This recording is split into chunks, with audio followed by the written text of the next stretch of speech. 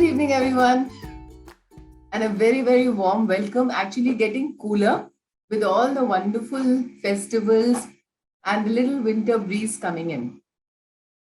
So, today we are ready to talk about numeracy, but we are going to talk about numeracy and language together. We've been all talking about language, but the connect of numeracy with language is uh, so important to just look at. Also, there's a very nice word in Nipun that says reading with understanding. So I'm going to narrate a story which is a little complex, but let's try and because we are all adults here, so I am going to take the liberty of taking Pan visiting to a little village. So Pan goes to a village and he sees three brothers really angrily looking at each other. And in the village this time, it's not Pan's mama, but it's Pan's wise grandmother. So she's this wise lady of the village, and she solves all the problems of the village. And there are these three very, very angry brothers standing in front of her and saying, "You need to help us out. You need to help us out." And she says, "Okay, so what is your problem?" And I'm going to tell you a little story on the problem. It's from a very nice, interesting book that I had come across. It's called Mathematic Twist, and it is by a wonderful author, T.V. Padma. So this was something which I read many, many years back, and it has stayed with me. So I thought that when I'm telling you the story, I must mention where I kind of recollect the story from. I have tried to understand it and I'm going to put it across to you. So this is the wise old grandmother. Pan is watching and these three brothers are really angry. There is this old man who has left 17 camels to three boys. 17 camels and three boys. And he says 1/9 to the youngest, 1/3 to the middle, and half to the eldest. So now how are they going to divide these 17 camels? They were really upset. They said, maybe I'll take one extra. Maybe. So then they said, okay, let's go to this wise old lady. So she said, okay, you have 17 camels. Go get one of mine. So one of her camels was standing by the side. So now she picked up one and now they became 18 camels. Now she looked at the youngest and said that, what was your proportion? So he said that 1/9. Okay, so she said, okay, you have 18, you divided by 9. What is the answer? So he said 2. So she said, okay, you keep my camel aside and you take 2 camels. Now the other brother started getting worried that, oh my God, how is this division going to happen? So 2 gone. Okay. Now the next one, she goes to the next one and says, okay, so now what is your next one? So he says that, okay, I need to be taking 1/3. The person said 1/3. So she said, okay, we'll make these 18 camels into 3 parts. So we'll divide it by 6. And how many do you get? So he said 3. So he said, okay, 1, 2, 3, 4. So 3 gone. Okay. Now she looks at the elder one and says, okay, now let's check how many camels do you have to get out of the 17. Now again, very, very worried. So again, he looks at it and says, okay. So the 3, this is the middle son. So gets 3, 4, 5, 6, 7, and 8. Gone to the middle son. Now out of the 18, she says you have to get half, right? So how many should you get? 9. So why don't you count? You keep mine aside and you take 9. So 1 gets 2, 1 gets 8, and 1 gets 1, 2, 3, 4, 5, 6, 7, 8, 9. And 1 camel still left. When I read this story, I had to actually make the sticks, divide it, take it into 2 times, then divide it by the 6, then, take the number, then take the last number, and then see this camel left to actually understand the story. Because it said 1/9, it said 1/3, and it said half. And the number was 17. Even as an adult, I kept thinking, how is this division going to happen? How would those, but this wise lady just added this one more and made everything much simpler. Even when I read the story today in the morning, I said, no, no, I need to take my sticks and I need to do this activity to understand how these divisions are done. And what struck me while I was doing this story is that I was still struggling. It's not that I have done it extremely smoothly. How to divide this, how to add this up. So sometimes even basic understanding at a later level depends on how clear the concepts, language, understanding is at the foundation. So I actually decided to use this story in spite of the fact that I knew that maybe, my calculation may slip up or it may not come out that well. But the purpose was not how good my calculation is. The purpose was, is my mind ready when something like this comes to be able to calculate? Am I capable of being the wise old woman? So I thought I have to start with this little story that divisions, calculations, so much of a normal problem of life is associated with numbers, with skills, and more importantly, the understanding, right? So this particular story, I would suggest that you take the 17 camels, put the 18th one, and the division is 1/9, 1/3, and half, right? So calculate it and see where this goes. Now, Pan and mother go to the market. Okay. So, Pan and mom go to the market and they get themselves some tomatoes. And she says, okay, you need to sort them out. The big ones go on one side and the small ones go on the other side. So, he sorts out the big and the small. And then she says, Pan, you need to get me 2 tomatoes that are just the same. So even something so mundane and basic needs some amount of calculation, understanding, comparison. Okay, so the big tomatoes, the small tomatoes, and the same tomatoes need an understanding of the children, right? And we are so busy just making them right numbers. So numbers will come, but with that, a lot of other things have to come. Now, Pan wants to make paper streamers. So where they are? Oh, ma'am is teaching him the cutting with the scissors, right? So he said, the ma'am says, you need to make the streamers, and then, so he is very busy cutting them up. And then she says, you need to have alternative long streamers and short streamers. So he divides it and he has long and short streamers.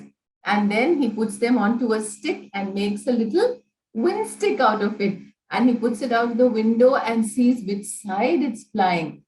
When the wind is gentle, only the long ones fly. When it is a little more, forceful, then even the short ones fly. A small integration of concepts. But the base is how to understand and develop concepts so that there is a clarity of understanding. That is what our talk today is all about. It's not about how many concepts should you teach, when should you be teaching the concepts, but how important it is to teach an understanding of the language of the concepts. So the child, when he hears that, when they recollect it, they are able to understand what to do with that particular thing, right? So now mother wants to make a tablecloth, all right? So what does she say? She says, oh my God, I don't have a measuring tape. So can I just use my hand span? So how many of us have seen our moms do this, just hand span? And then what happens is the yoga teacher comes and says, please stand with your feet 1 foot span apart. So the foot span, so he turns his foot takes a span and moves his foot and does his stretching exercises. Now, grandma sits down and she decides that she's going to feed the family some beans. And she thinks, that how should I cut it? So then she asks Pan's mom, what is the size? So she says, half a finger. So she measures it and she cuts the beans beautifully into half finger sizes. All this is a part of how you perceive maths, not just numbers. It is about measurements, comparisons, understanding so many concepts. So this is grandma. Oh, now grandpa can't be left out. So grandpa decides that it's a festival season coming. So he goes and buys some cloth. And then when they say how much cloth do you need for the window, so what he does is he measures it with an arm span and says, oh, this would be about 36 inches or 3 feet. Measurements from the width, understanding the proportions, understanding how measurements happen, and language. So both these things going together. That is why I thought the expanse of numeracy. It's not just a 1 to 10, 1 to 20, 130.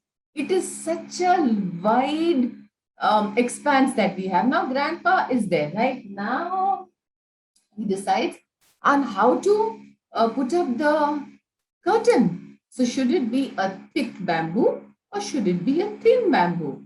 Then he decides to choose the thick one and says, okay, I'm going to knock it and I'm going to put it up. So, again, a whole lot of language development. It's so important to do all of this, right? So Pan goes on a picnic and he sees two paths going up the hill. One is narrow and near the edge. One is wider and a little away from the edge. Which path do you think is safer for Pan? Which one is a safer path for Pan? He sees a flock of birds very far off. There are many birds, so he runs towards them. But they fly away and they go away far, but a few sit near a tree on the tree branch. Now, Pan and his friends go out to play with a big round ball. They jump in and out of puddles. They jump on rocks. They follow one behind the other. One behind the other. The tall ones go at the back and the short ones stay in the front. All right? And that's how the line is made and they go beautifully running. Concepts of, so each thing that children do actually has a concept that has to be learned and applied, right? So the expanse is so much. One more, suppose we have to say one more. So, because we've been using all of these puppets and, all these activities in our earlier workshops. So I try and reuse a lot of resources that we've used earlier. Not that you can't get new resources, but what happens is when we reuse a number of resources, we also understand that a simple story that we use for English could be used for math and vice versa. So just the expanse and the connection becomes a little better, right? So so 5 little friends are out at play. They left out one that day. So now 4 little friends are out at play. They left out one more that day. 3 little friends are out at play. They left out one more that day. 2 little friends are out at play and they left out one more that day. 1 little friend goes out to play and he has no one that day. So off he goes. What does he do? Off he goes and finds one. Oh, they are 2 and it's fun. Off the 2 go and they find 1. Now they are 3 and it is fun. Now 3 little friends go out to play and they find 1 And now they are 4 and it is fun. So 4 little friends go out to play. They find one and now they are 5 and it is fun. A simple activity which gets the children to see a number, the number going down, the number rising up again.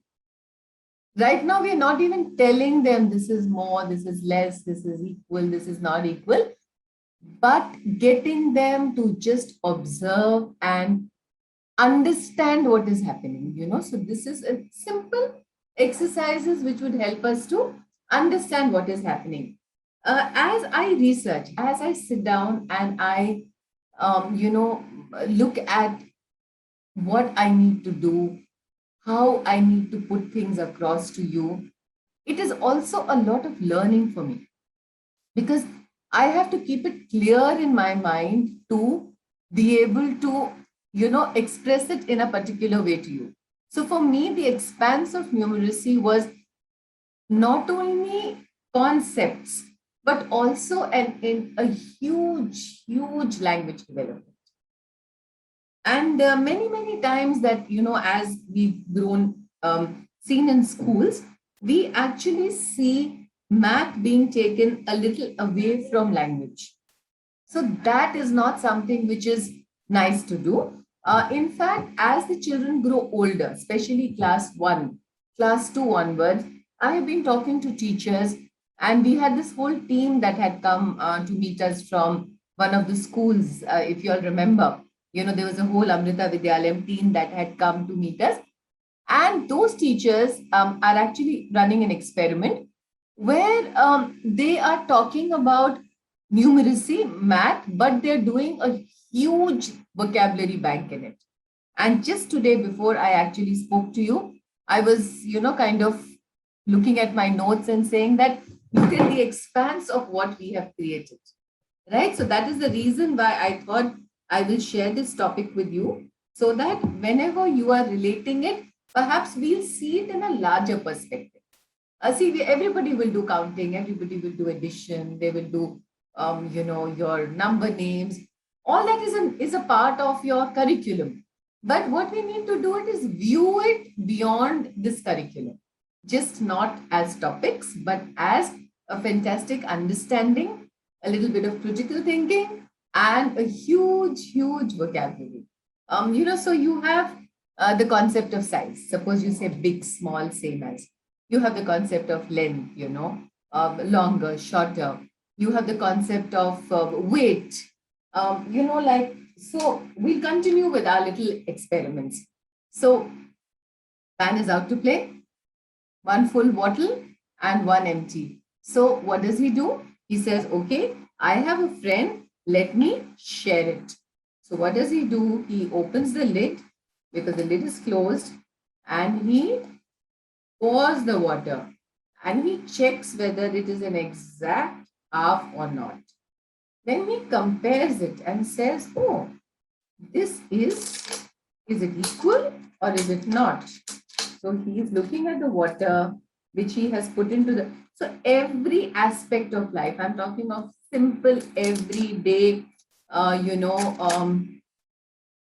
situations where the children will have to apply, whether they will have to apply, they will have to look at how, so much before we actually come down to counting, writing numbers, number names, addition, all this is already happening in the children's lives, right?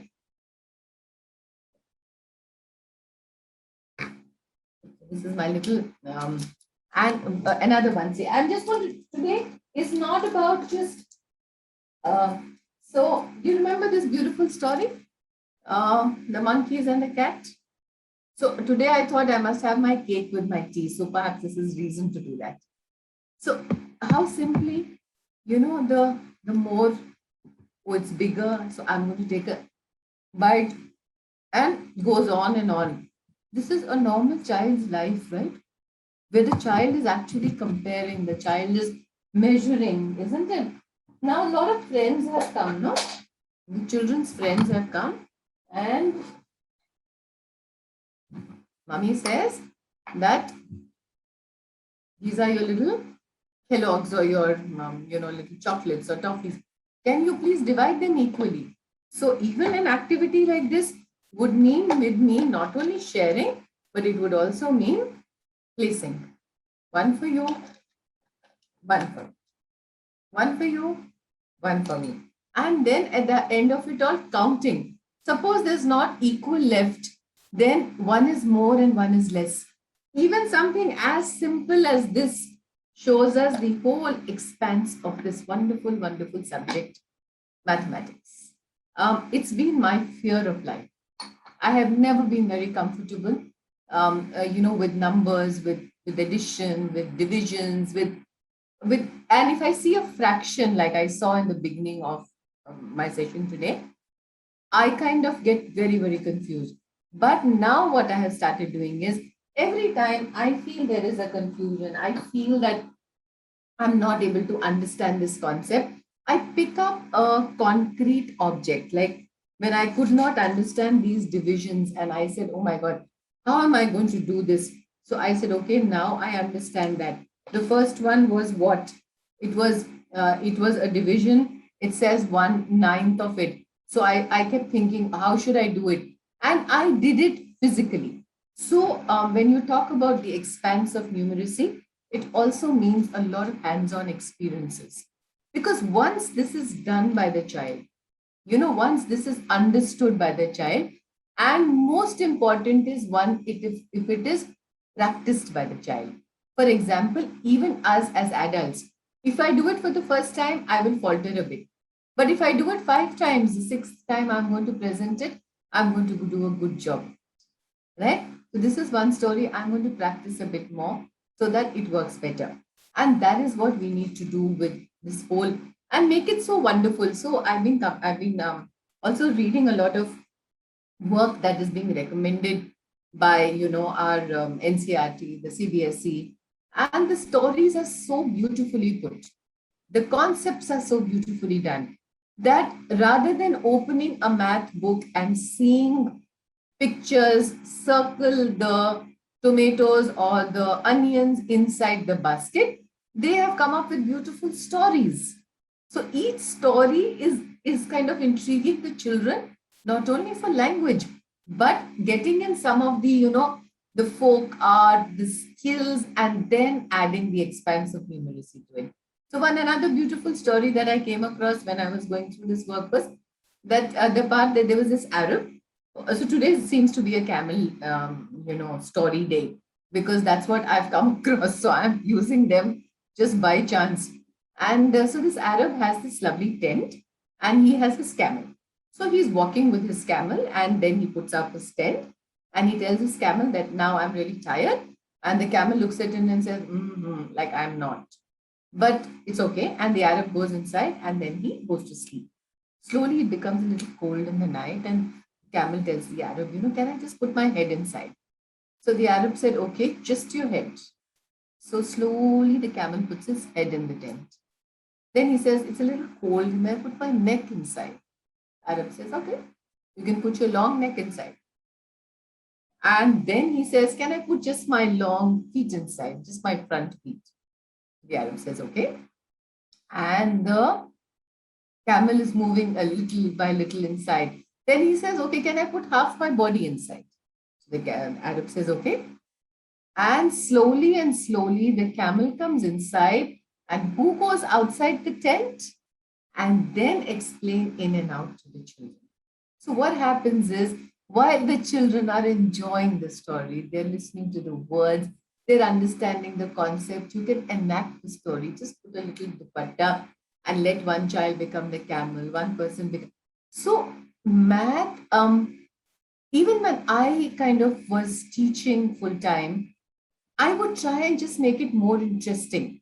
But now what I'm coming across is just such an expanse of the way they are perceiving and applying it for the children. So I think stories, language, understanding, and this concept building, if that is done well, we definitely will have more children who understand concepts better and who perhaps want to learn them in a more systematic way, right? So each of these little things is what we can actually build together.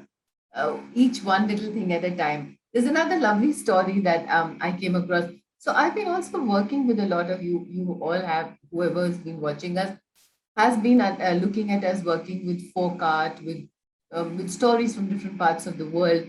And there's another beautiful story that I came across where there's this person who goes out to sell 7 donkeys. And he's sitting on the last donkey, and his wife tells him, always keep counting the donkeys. So whenever he stops, he counts the donkeys 1, 2, 3, 4, 5, 6, and says, oh my God, I think I've left the seventh one somewhere. Let me get off and count. So every time he gets off and counts, he sees 7 donkeys. Every time he sits, he sees how many? He sees just 6. So there's no donkey in the front, there's no donkey left behind. And he keeps looking and he forgets that he's actually riding on one. So small, little observations like this just make it a little more fun for children to just, and what I'm also trying to kind of connect today is not only to concepts, but what all can you use it for? We did dramatics, we did theater, we did enacting, we did language, we were talking about vocabulary building, we talked about storytelling, and I kept thinking, how would I be able to connect the expanse to all of this? And that's what I thought, that today I must make an effort to, you know, get us connected to this whole process of understanding it. So when you talk about numeracy and you talk about foundation, you talk about pre-number concepts, all that we were doing now is a whole lot of pre-number concepts. When you were putting one to one, you were doing a one-to-one correspondence. You were sorting. You were now suppose you want to do patterns. How do numbers work with patterns? Even if I do a simple clapping exercise, So let's do it together. So 1, 2, 1, 2, 3. 1, 2, 1, 2, 3. So you can do a pattern. Now change the pattern. 1, 2, 1, 2. 1, 2, 1, 2. 1, 2, 1, 2. So you're changing the pattern. Now let's do 1, 2, 1, 2, 3, 1, 2, 1, 2, 1, 2, 3, 1, 2, 1, 2, 1, 2, 3, 1, 2. So gradually, even a patterning, it will help you. Now, what is this patterning? What are these rhythms? Why are they required in the foundation? Why are we doing all of this? When a few weeks back we met you, we talked about the development of both sides of the brain. We said that, you have 2 sides of the brain and both have to develop. So sometimes when you are doing concepts, rhythms come in and they help that part of the development. So that is why I'm trying to attach it to different domains of the child's development. The language, the social emotional development, sensorial, what you're feeling, touching, how you're comparing. So a whole lot of things put together can give us a very, very, very wide expanse to, the children's lives. There's also something which, the last few days I have been coming across is a whole lot of, because the ways of working have changed. So a lot of digital, cards are being used now. People just digitally send their little a card to you. And I have a whole lot of these visiting cards left in each person's home. So I thought we could use this. And when you talked about numbers, this is just one very, very easy thing to do. Pick up a card, write the number 2 on the expanse, and then cut the card into 2, because the proportions will be so simple to do. Because all this is going to be waste resources in the house. You're just going to throw them up at some point of time, because hopefully, yes, you'll all change your profiles. You will, rise, you will do different. So, and right. So you do the 10, 20, 30, 40, 50, 60, 70, 80, 90 on a card like this. And on half the card, which fits onto the 0 part of it, you do a 1 to 9. So you just simply write a 1 and do a 1 to 9 on that. So on the bigger cards, we are writing a 1 to 10 to 90. And on the smaller cards, we are writing 1 to 9. Now, when you actually are at home with children and you are working, another thing beautiful that you must have is a lot of ice cream. So every time you're doing numbers more than 10, get the children to sit down and make bundles of sticks. Just rubber bands, what you need is not a very, it's just small rubber bands and a whole lot of sticks. So when you're sitting and talking to children, say, let's make a bundle of 10. So 1, 2, 3, 4, 5, 6, 7, 8, 9, and 10. And preferably, as the children are growing, depending on which level of work they are, you grow that many bundles of 10. So what happens is that the children start putting tens together. Now these tens can be stored in the basket again. And then when you're actually number building with children, you can pick up a 10. Say, let's make the number 11. So what do you want to pick up on the sticks? So simply 110 and one more. This can be done right up to 99 with the children, patiently, peacefully.